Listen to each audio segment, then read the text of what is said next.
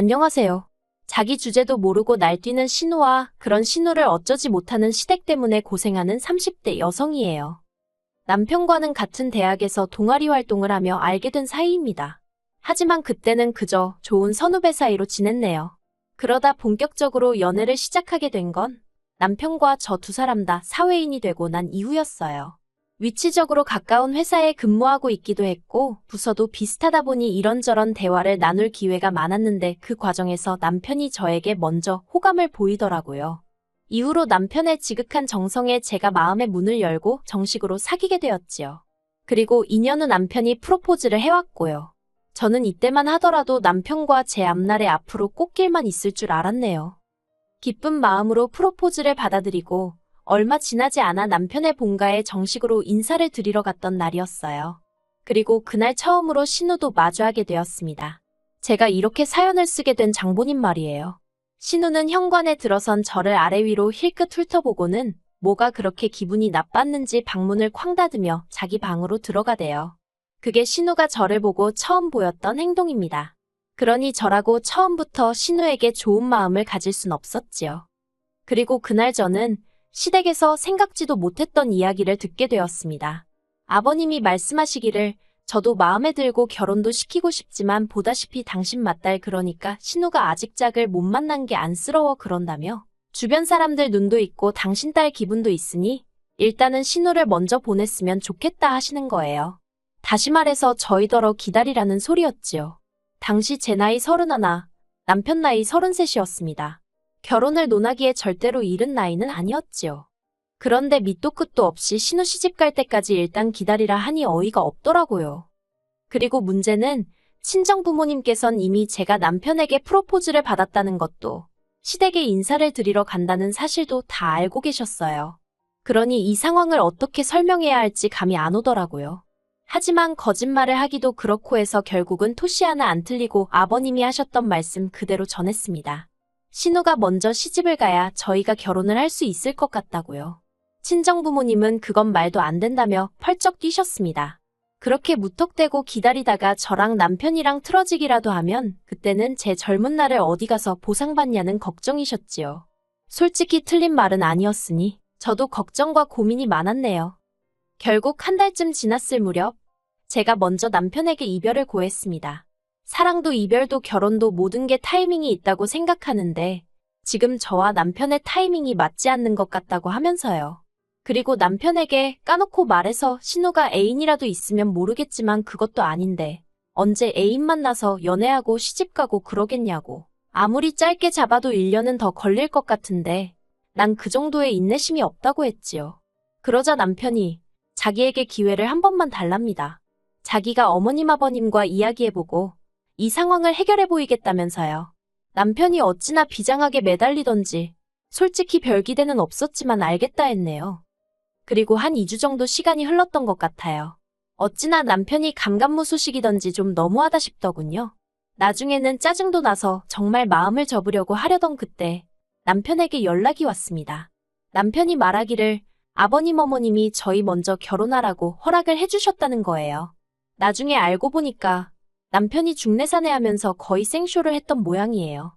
아무튼 그렇게 아버님 어머님의 허락까지 받고 나서야 친정부모님도 닫았던 마음의 문을 다시 열어주셨고 그렇게 저희는 부부의 연을 맺게 되었습니다.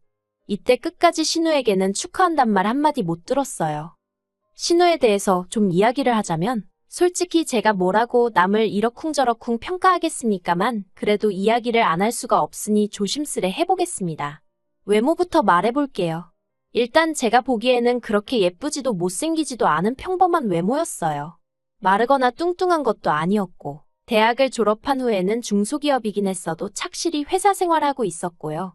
다만 성격에 있어서는 솔직히 저는 좋은 말은 못하겠습니다.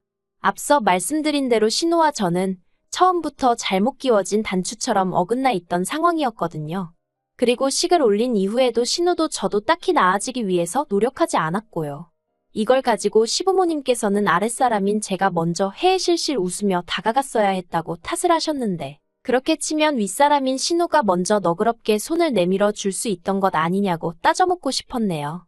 말이 나왔으니 말이지만 언젠가 온 가족이 다 같이 모여 식사를 하던 때였는데요. 우연히 신우가 저랑 눈이 마주친 거예요.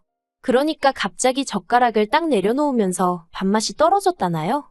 그리고는 아직 어머님 아버님 식사도 끝나지 않았는데 먼저 자리를 뜬 적도 있어요. 저는 황당하고 어이가 없어서 신우 뒷모습만 쳐다봤고요. 그리고 남편을 통해서 그날 제가 신우의 그런 행동 때문에 기분이 나빴다는 이야기가 아버님 어머님 귀에 들어갔던 모양이에요. 하지만 아버님 어머님께선 당신들 딸이 그럴 리 없다면서 혹시 제가 신우에게 무슨 자격지심이라도 있는 거 아니냐고 하시더래요. 어이가 없었지요. 아무리 생각해봐도 제가 신우한테 자격지심 느낄 이유가 전혀 없으니까요. 그리고 이 밖에도 제가 하나하나 전부 다 열거할 수는 없지만 여러 가지로 신우 때문에 스트레스 받는 일이 많았어요. 신우가 대놓고 사람을 괴롭히는 건 아닌데 주변 사람들로 하여금 눈치를 보게 만드는 재주가 있었거든요. 그러니 제가 미쳤다고 먼저 다가가고 싶었겠어요? 그러다 작년 여름이었습니다. 아버님 어머님께서 기니하실 말씀이 있다며 저와 남편을 불러다 놓고는 대뜸 돈 1,000만 원을 건네주시대요. 이렇게 표현하긴 뭐하지만 평소에도 돈이라면 정말 벌벌 떠시는 분들이거든요. 결혼할 때도 시집안 간 신우가 있지 않냐면서 딱 2,000만 원 보태주셨는데 그거 보태주시면서도 어찌나 죽는 소리, 앓는 소리를 하셨는지 몰라요. 그런데 그런 분들이 대뜸 1,000만 원을 꺼내놓으시니 도대체 무슨 말씀을 하려고 하시나 지레 겁부터 나더라니까요. 그리고 뒤이어 아버님이 하신 말씀은 어찌나 황당하던지 말문이 다 막히더군요. 당시 시댁은 대전이고 저희는 서울에 살고 있었어요. 그런데 신우가 서울로 이직을 해야 남자를 좀 만날 수 있을 것 같다면서 서울로 올라가고 싶다 했답니다. 그리고 아버님께서는 시집도 안 간 처녀를 혼자 살게 둘 순 없지 않냐면서 신우를 저희 집에서 데리고 있어달라 하셨지요. 이건 뭐 생각해보고 말고 할 것도 없었어요. 그 자리에서 싫다고 말씀드렸지요. 그런데 아버님께서는 딱 반년만이라면서 반년 동안 신우가 이직을 못하거나 남자를 못 만나면 당신이 머리채를 잡아서라도 끌고 나올 거라면서 저한테 통사정을 하시는 거예요. 오죽하면 이렇게 돈까지 주면서 부탁을 하겠느냐고요. 그리고 솔직히 아버님의 그런 모습을 처음 봤거든요.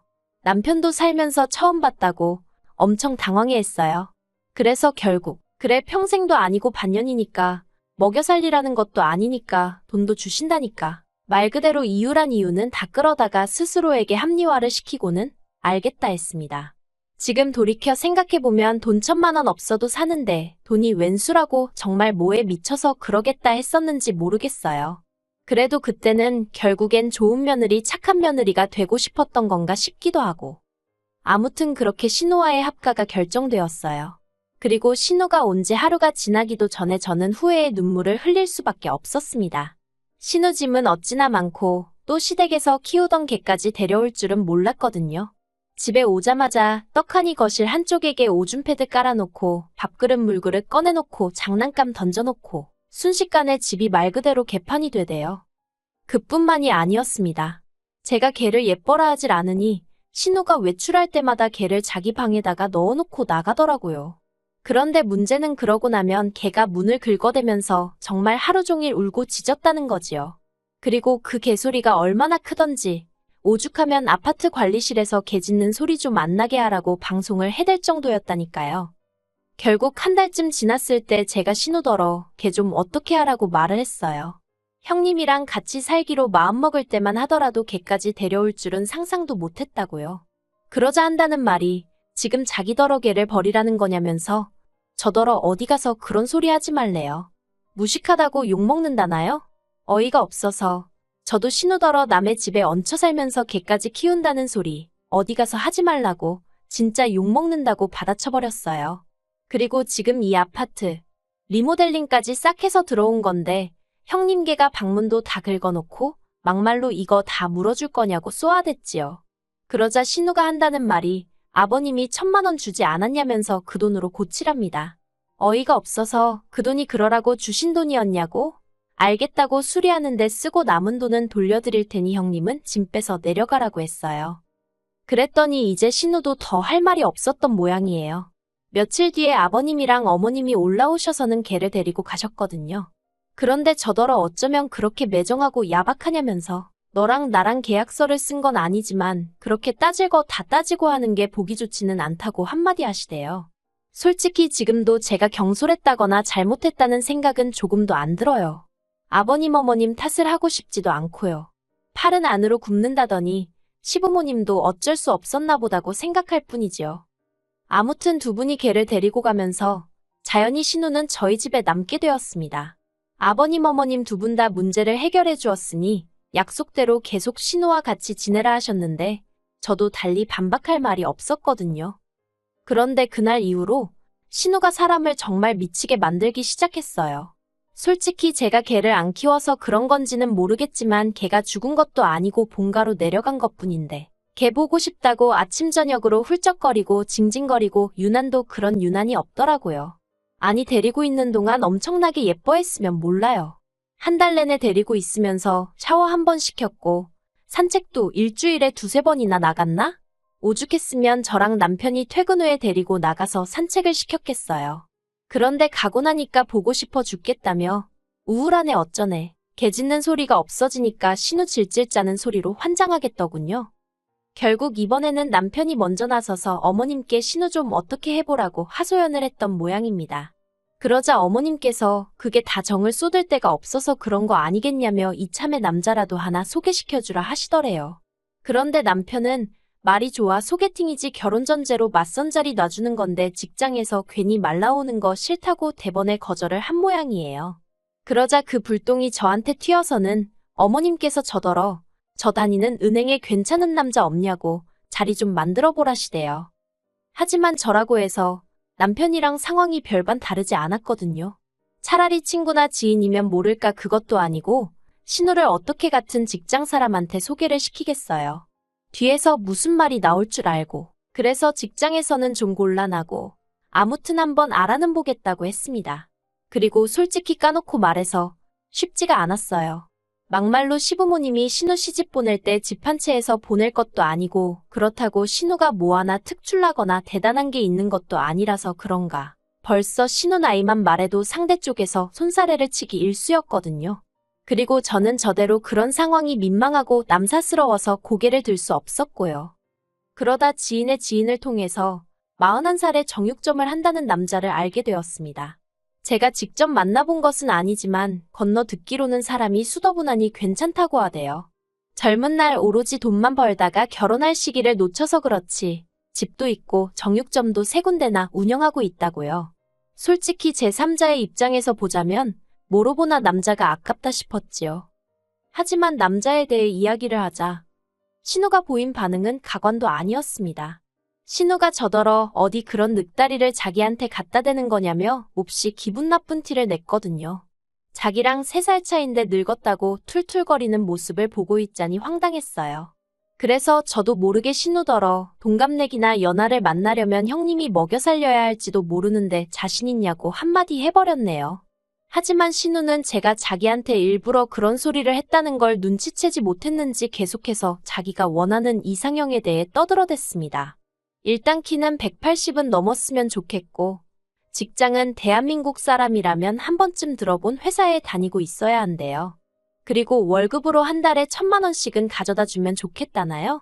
그쯤부터는 사회생활을 10년도 넘게 했다는 사람이 어떻게 저리 현실 파악을 못하나 싶어서 어이가 없더라고요. 하지만 다른 무엇보다도 저를 난처하게 그리고 화가 나게 만들었던 건 이후로 신우가 보인 행동이었습니다. 다 큰 성인 남녀가 만나는 자리다 보니 굳이 제가 신우랑 같이 나가 중간에서 인사시키고 그럴 필요는 없겠다 싶었거든요. 그래서 신우에게 남자 연락처를 주었는데 솔직히 저는 신우가 연락을 안 할 줄 알았어요. 만나기 전부터 불평불만이 끊이질 않았으니까요. 저 아닌 누가 봤어도 신우가 그 소개팅인지 맞선인지에 관심이 없다고 느꼈을 거예요. 하지만 예상과 달리 신우가 먼저 그 남자에게 연락을 했더라고요. 그리고 신우가 차인 모양이 돼요. 신우는 자기가 차였다는 사실을 받아들이지 못한 듯 했어요. 늑다리 주제에 어쩌고저쩌고 하면서 그런데 그렇게 퍼부어봤자 듣는 사람이라곤 저랑 남편뿐이었고 저희 둘 중 누구도 신우 편에서 말을 하진 않았거든요. 그랬더니 신우는 그게 더 심통이 났던 건지 기껏 한다는 소리가 저더러 그 남자랑 한통 속인 거 아니냐입니다. 그러면서 제가 신우를 창피 주려고 일부러 그런 남자를 소개했다는 말도 안 되는 소리를 해대더라고요. 피해의식도 정도가 있지. 그래도 처음엔 여러모로 안 됐기도 했고 안쓰러운 마음도 들어서 절대 그런 게 아니라고 신우를 어르고 달랬어요. 하지만 제가 그럴수록 신우는 기고만장해서는 저를 가만두네 안 두네 아주 난리도 아니더라고요. 결국 그렇게 또다시 한 달 가까이 시달린 제가 이러다간 정말 돌아버리겠다 싶어서 어머님께 하소연을 했네요. 그런데 어머님마저 제 탓을 하시더라고요.